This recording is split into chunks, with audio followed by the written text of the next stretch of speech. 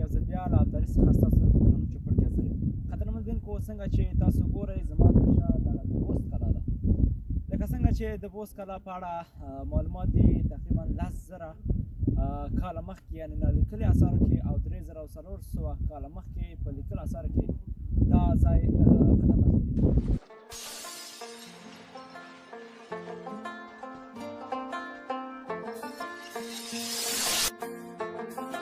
دوستانو موږ ځو د بوست کلا لاندې ساحې ته.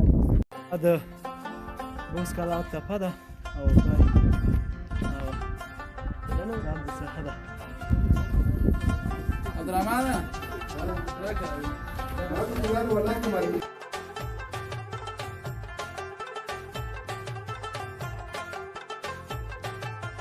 دوستانو دغه تنور چې څنګه ګورئ دا د هلمند ولایت د اطلاعات فرهنګ د ریاست لخوا دغه جوړ شوی و.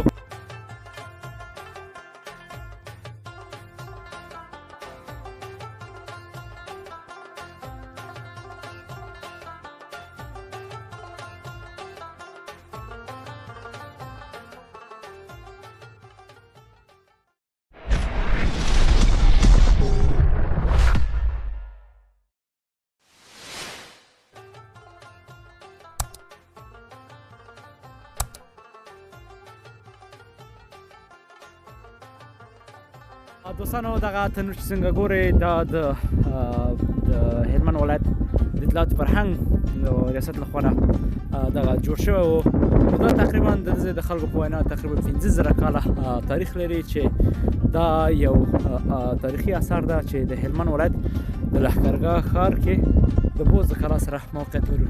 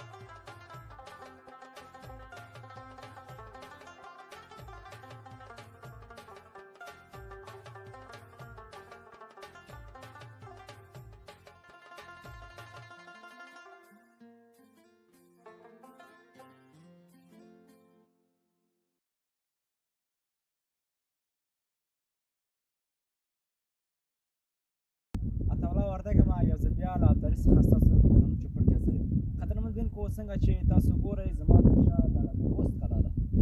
لکه څنګه چې د بوست کلا په اړه معلومات دي تقریبا 10,000 کاله مخکې یعنې نالیکلي اثارو کې او 3,400 کاله مخکې په لیکلو اثارو کې دا ځای قدمت لري. تر ټولو ښېګڼه یې خو دا ده چې د غزنویانو په وخت کې دا د بوست کلا دا سیمه چې وه د غزنویانو د ژمي پایتخت و.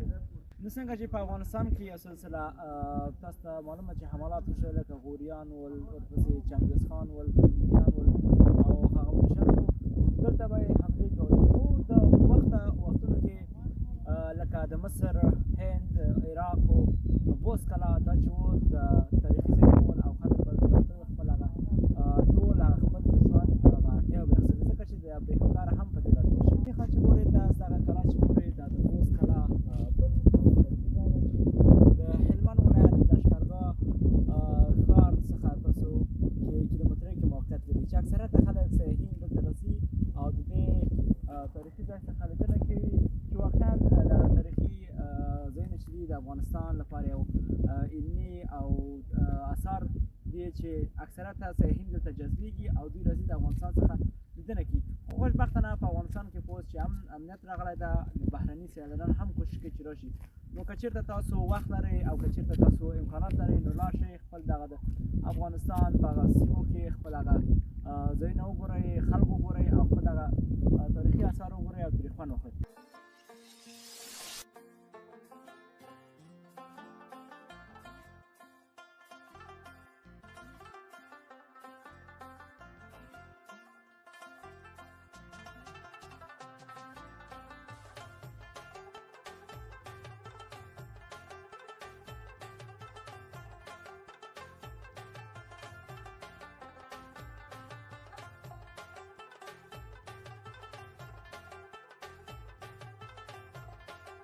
دوستانو موږ ځو د بوست کلا لاندې ساحل ته. د بوست کلا چې تفریح موقعیت لري او دوه لاندې ساحل کې هغه به درته وښیي چې واقعا دغه د بوست کلا دغه ځای چې ده د دې څخه انګلیسان کې دوستانو دا د بوست کلا سر دی. نو څنګه چې ګورئ سر دی دا د بوست کلا تپه ده او دا لاندې ساحه ده چې تقریبا په سر کې موقعیت لري. قایي لاره ده.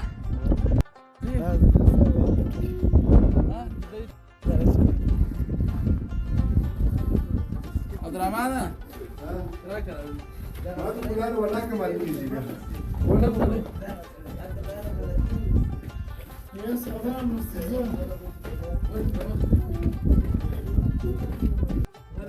زرانی خدا چی وکیل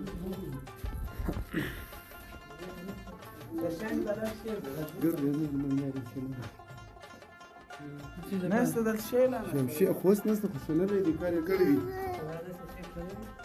دوستانو دا د بوست کلا هغه ماینز ده.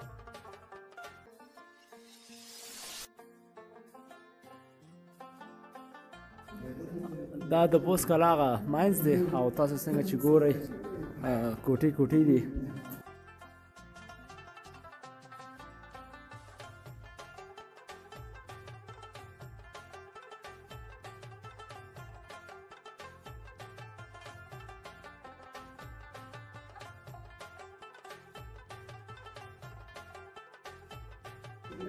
میگیرید دوستانو څنګه چې ګورئ دغه ساحې ټولې چې دي ځکه هغه ساحې پورې لاندې نه دي همدغسې خونې دي.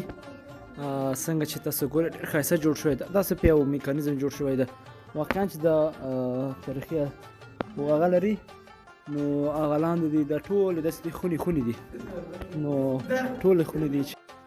دوستانو څنګه چې تاسو معلومه ده موږ د بوست په کلا کې یو همدغه د بوست په کلا په میدان کې یو څنګه تاسو ګورئ ډېره ښایسته ځای جوړ شوی ده او ډېره ښایسته سیستم جوړ شوی چې د اوسني انسانانو دا څخه وجود وکړه نو ځکه دا د وخت خلکو کار او تاسو ښایسته ویډیوګانې ګټئ تر دې چې زه حواله ورکړم د رزق اساس په موږ په ځای کې تاسو به روح خلاص کړئ